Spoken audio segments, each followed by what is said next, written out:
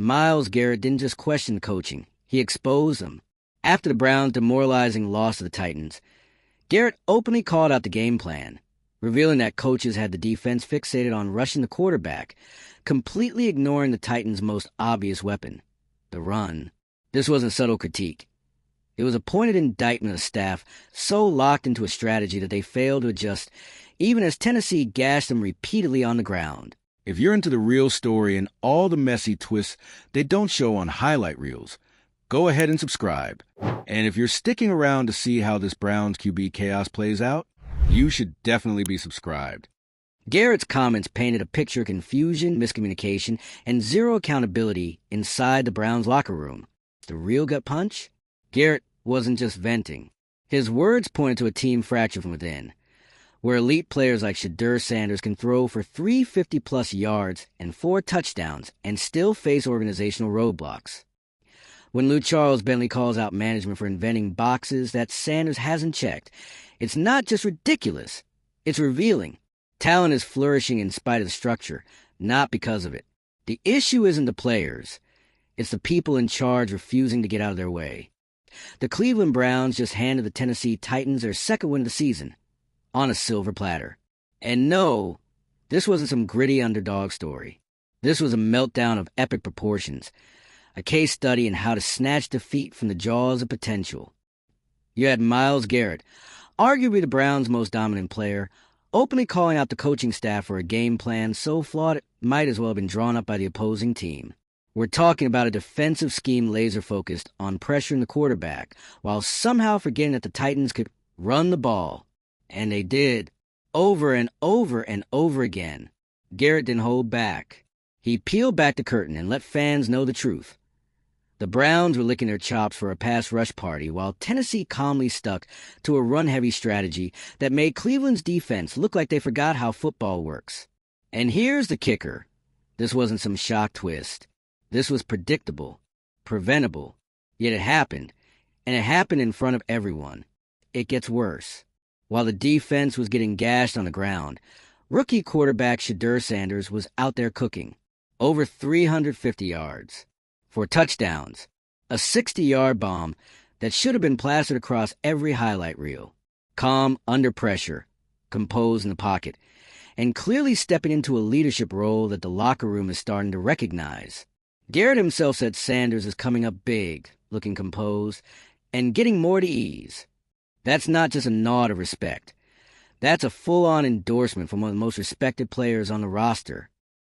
And what does the organization say in response to Sanders' breakout performance? That he still hasn't checked all the boxes. Boxes? What boxes? He just threw for 4 touchdowns and led the offense like a 10-year vet. What more do you need to see? The Browns are acting like this is a corporate performance review, not a football game. Lou Charles Bentley, former Browns lineman, said a quiet part out loud. The organization's internal dysfunction is holding Sanders back. And that dysfunction was on full display against Tennessee. The Titans, a one-win team, didn't do anything complicated. They just exposed the Browns' lack of defensive fundamentals and coaching adaptability. It was simple, effective football, and Cleveland had no answer for it. So now you have Garrett, one of the best defenders in the league, throwing up red flags mid-season.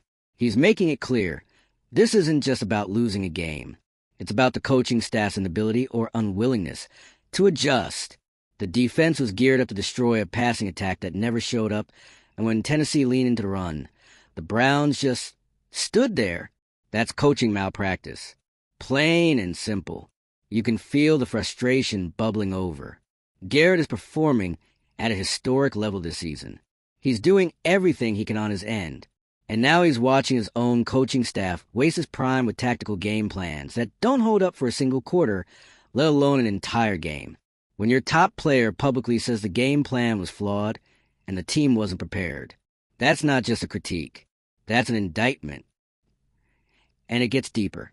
Because while the coaching staff is fumbling defensive assignments and ignoring run defense, they're also slow-rolling one of the most promising rookie quarterbacks in recent memory. Shedeur Sanders is playing like a future franchise leader. He's poised, he's productive, and he clearly has the respect of his teammates. Garrett sees it, Bentley sees it, fans see it, The numbers scream it. But the Browns front office is still talking about boxes. It's almost surreal. You've got a rookie QB throwing 350-plus yards and 4 TDs, putting up numbers that should be triggering a quarterback controversy. Except there isn't one, because the organization won't even entertain the idea. And when pressed, they fall back on vague, bureaucratic nonsense. They don't cite performance. They don't talk about leadership. They talk about some invisible checklist that no one outside the building understands. This isn't just about coaching mistakes. This is about cultural dysfunction. When your best players are playing at elite levels and your organization is still spiraling into chaos, something's broken at the top. The Browns aren't just mismanaging a season. They're mismanaging talent. And it's becoming harder and harder to ignore. Myles Garrett is doing what leaders do. He's speaking truth. And he's not just defending his side of the ball. He's also stepping up and recognizing greatness on the offensive side. That's the kind of culture every team dreams about. Leaders recognizing leaders, respect going both ways. But when that respect doesn't translate to opportunity, that's when locker rooms start to fracture. You can tell that Garrett's comments weren't off the cuff. This is a kind of frustration that builds over time, week after week of watching preventable mistakes, of hearing vague explanations, of seeing teammates shine, only to be sidelined by outdated thinking. The Browns aren't short on talent. They're short on direction. And now it's spilling into the public. There's a pattern forming. A team this talented shouldn't be getting worked by the Titans. A quarterback this electric shouldn't be held back by red tape. And a locker room this unified shouldn't be ignored by its own front office. When you got players stepping up and taking accountability, but coaches hiding behind talking points, that's not leadership. That's evasion. Let's be real. No one's expecting perfection. But when the same kinds of mistakes keep happening, and no one seems willing to adapt or change course, that's how you waste prime years. That's how you lose locker rooms. And that's how great players start looking for a way out. Garrett's decision to speak out isn't just about one bad loss. It's about what that loss represents. A team with enough raw talent to compete, but not enough strategic clarity to win. A team where players are stepping up, but leadership is shrinking. And a team that might have a franchise quarterback in the making, if only someone upstairs would wake up and see it. Shedeur Sanders didn't just put up big stats. He put on a clinic in control, timing, and execution. And that kind of performance isn't a fluke. It's a sign. But if the Browns refuse to act on it, they're not just delaying progress. They're actively sabotaging it. Meanwhile, the Titans didn't even have to do anything fancy. They just ran the ball because Cleveland didn't bother to prepare for it. That's coaching 101. And the Browns failed the test. Spectacularly. So now, fans are left asking the real questions. How many more dominant games does Sanders need to play before he's taken seriously? How many more games will Garrett have to carry before someone actually adjusts the scheme to support him? And how long can this team keep pretending that vague excuses are going to fix real problems? This isn't just a bad week. It's a wake-up call. And Garrett rang the alarm louder than anyone else. The truth is, talent only gets you so far.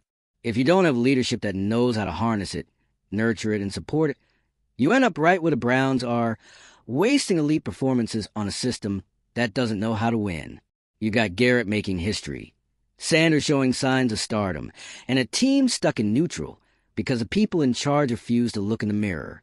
That's not just frustrating, it's devastating. And if the Browns don't take accountability now, they're going to lose more than just games. They're going to lose faith, credibility, and maybe even the very players trying to save this team from itself. Let us know your thoughts in the comments. Are the Browns deliberately holding Sanders back?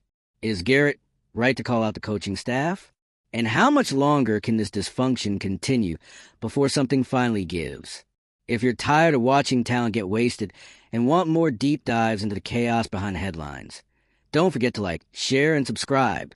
We're breaking it all down, one meltdown at a time. And the most frustrating part? None of this had to happen. There was no injury crisis, no last-minute roster shakeup, no shocking external factor derailing the Browns' plan. What happened in that Tennessee game was a result of choices. Bad ones, stubborn ones, and most importantly, avoidable ones. And that's why Myles Garrett went off. This was an emotional outburst after a tough loss. This was a deliberate, composed, and very pointed dismantling of the coaching staff's approach. Garrett basically said, "We knew what we were doing. The coaches didn't."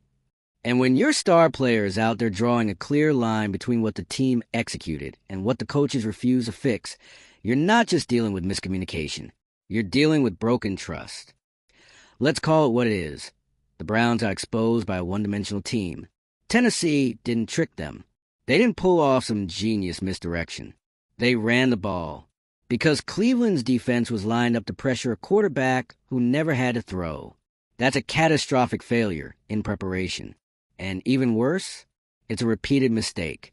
This wasn't the first time the Browns' coaching staff was caught flat-footed, but it might be the most glaring because you had all the signs pointing to a clear defensive priority. Stop the run. And instead, they built an entire plan around a pass rush fantasy. Garrett was licking his chops, expecting to feast. Instead, he watched the Titans run straight past the defensive line all day long. Now, let's pivot back to Shedeur Sanders. Because while the defense was being set up to fail, Sanders was proving again why he should be the face of the franchise moving forward. Over 350 yards, 4 touchdowns, a deep ball clinic, and poise at quarterback's 5 years into the league still struggle to find. And yet, the organization is still acting like he's on some kind of probationary period. Still talking about boxes not checked, like this is a job interview instead of a live demonstration of leadership and skill. What more do they want? This is where fans start to lose patience, not just with performance, but with the logic. You can't say you want a leader, then ignore one when he's right in front of you. You can't ask for results, then shrug when they show up in the box score. And that's what Charles Bentley was getting at. It's not about the talent. The Browns have it. It's about the system that talent is stuck in. A system that puts procedure over performance. A culture that seems more interested in protecting egos than elevating the best players. When Bentley speaks up, it matters. He's been inside that building. He knows what it looks like when decision-makers prioritize politics over progress. And his warning was loud and clear. The longer they keep playing these games with Sanders, the more damage they're doing to his development. Let's not forget, quarterbacks need momentum. They need confidence. When a guy comes off a monster game like that and the response from management is, "Well, we still have some evaluations to do," you're not just insulting the player, you're undermining the entire locker room. Because trust flows downhill. If Garrett trusts Sanders, if the offense rallies around him and the front office still won't commit, that tells everyone in the building that no performance is safe. No matter how well you play, you're always one vague box away from being sidelined. That's how locker rooms fracture. That's how cultures rot. And yet, Garrett's response wasn't just frustration. It was leadership. He could have stayed quiet. He could have taken a high road and let the coaching staff spin their post-game narrative. But he didn't. He told the truth. And in doing so, he spoke for more than just himself. That's what makes the situation so critical. When players of Garrett's caliber start calling things out publicly, it's a sign. It means they've tried fixing it behind closed doors. It means they've had enough of the excuses. And they're no longer willing to protect decisions that are actively hurting the team. Now let's talk about that so-called game plan one more time. The Browns walked into this matchup against Tennessee with one of the most intimidating defensive lines in the league. Garrett, speed, power, discipline. On paper, a nightmare for any quarterback. But what good is a pass rush when no one's throwing the ball? That's what the Titans figured out early. That Cleveland defensive setup was tilted entirely toward collapsing the pocket. So they kept it simple. Handoff after handoff. Run the ball until someone stops it. Only no one did. And the coaching staff never adjusted. That's the part that stings. Not just that the original plan was flawed, but that nothing changed. The Browns stuck to a broken script while the Titans ran the clock, moved the chains, and slowly bled the game away. It wasn't explosive. It wasn't flashy. It was just smart. And Cleveland had no answer. So now we got a team at a crossroads. On one side, a defense with elite players being wasted by rigid, unimaginative coaching. On the other, A rookie quarterback putting up jaw-dropping numbers and being told, essentially, not yet. The disconnect between performance and decision-making is impossible to ignore. And Garrett isn't ignoring it. Bentley isn't ignoring it. The fans definitely aren't ignoring it, which raises the obvious question. What is it going to take? What level of disaster has to unfold before the Browns admit the coaching staff is holding this team back?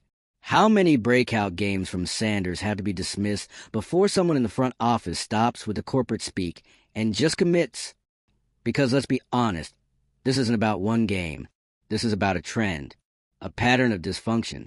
One where most talented players on the field are doing everything right and still getting dragged down by indecision, denial, and bad leadership. Garrett didn't explode after that loss because he's dramatic. He exploded because he's tired. Tired of watching the team fall apart from the inside out. Tired of being held accountable for game plans he didn't sign off on. Tired of losing games they should win. And if the organization doesn't listen to him, if they ignore the player who's been the face of their defense for years, then they're sending a message that even the most honest, respected voices don't matter when they challenge the status quo. That's how you lose your team. Not through losses, but through silence.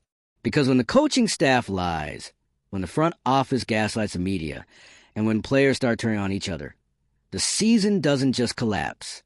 The culture collapses. And that's much harder to rebuild than a record. This isn't just a tough loss. It's a warning shot. And if the Browns keep pretending like nothing's wrong, they're going to find themselves right back where they started, wasting talent, making excuses, and wondering why nothing ever changes. Sanders should be the starter. Garrett should be praised, not placed in damage control.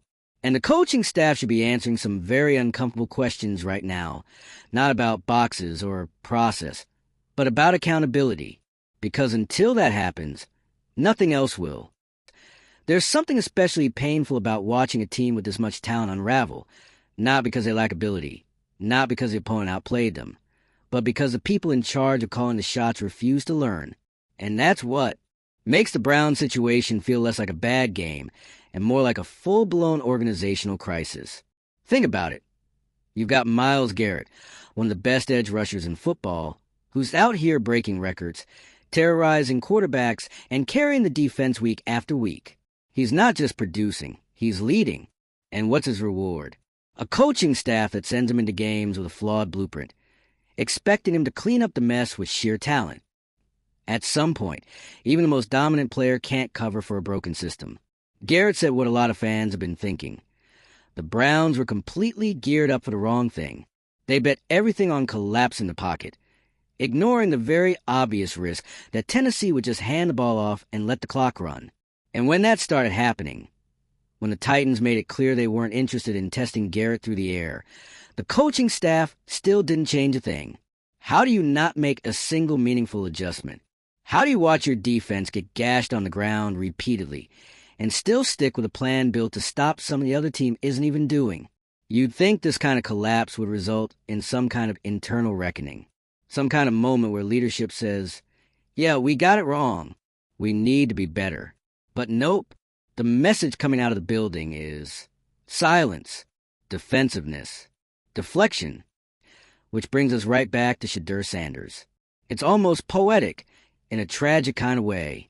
While the coaching staff was busy designing a defense for a fantasy version of the Titans' offense, Sanders was lighting up the field, the kind of performance that turns heads, shifts narratives, and earns starting jobs everywhere else, but not in Cleveland.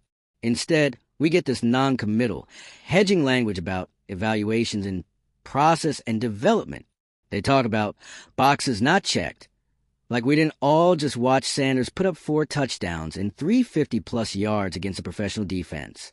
You can almost hear the organizational gears grinding, try to find a way to justify keeping him on the sidelines or in some awkward in-between role.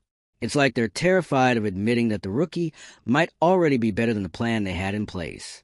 That maybe, just maybe, he's earned more than cautious optimism. And what's the cost of this kind of indecision? It's morale. It's momentum. It's credibility. When you have a defense that's good, a quarterback playing as well, and leadership acting like none of it is happening, you start to lose the locker room. Guys look around and ask themselves why they're going all out if the people upstairs can't even make the obvious call. That's why Garrett's comments matter so much. Because they weren't just about one game plan. They were about the culture, about a system that isn't built to adapt, isn't built to reward performance, and certainly isn't built to maximize the talent it already has. Garrett sees what Sanders is doing. He respects it, and that's meaningful. That's a player saying, hey, this kid, he's got it. Let's give him the keys. But the organization seems more concerned with optics than outcomes. More worried about making the right kind of decision than making the necessary one. And that's how teams with all the pieces still manage to lose. Not because they're cursed. Not because the roster isn't good enough. But because the leadership can't get out of its own way. Sanders is ready. Garrett is telling you he's ready. The game tape says he's ready. But somehow, the front office still needs time. Needs proof. Proof of what?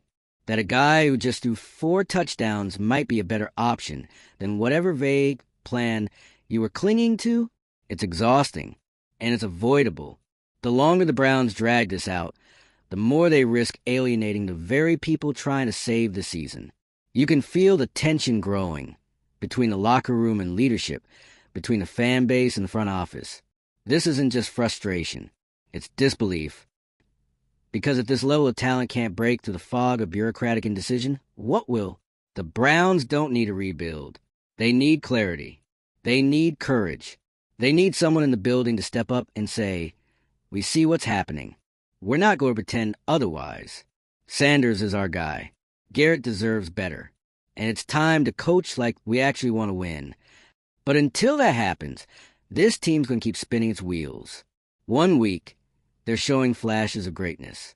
The next, they're unraveling under the weight of their own bad choices. And the sad part? The clock's ticking.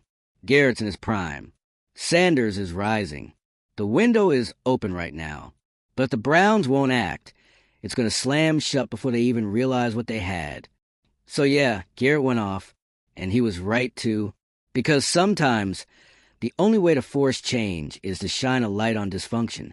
Loudly, publicly, relentlessly. Let us know what you think in the comments. Are the Browns deliberately dragging their feet on Sanders? Is this coaching staff even capable of adjusting mid-game? And how much longer can this talent be squandered before something finally breaks? If you want more real talk and zero spin, hit that like button, subscribe, and share this with someone who's just as fed up watching greatness get wasted.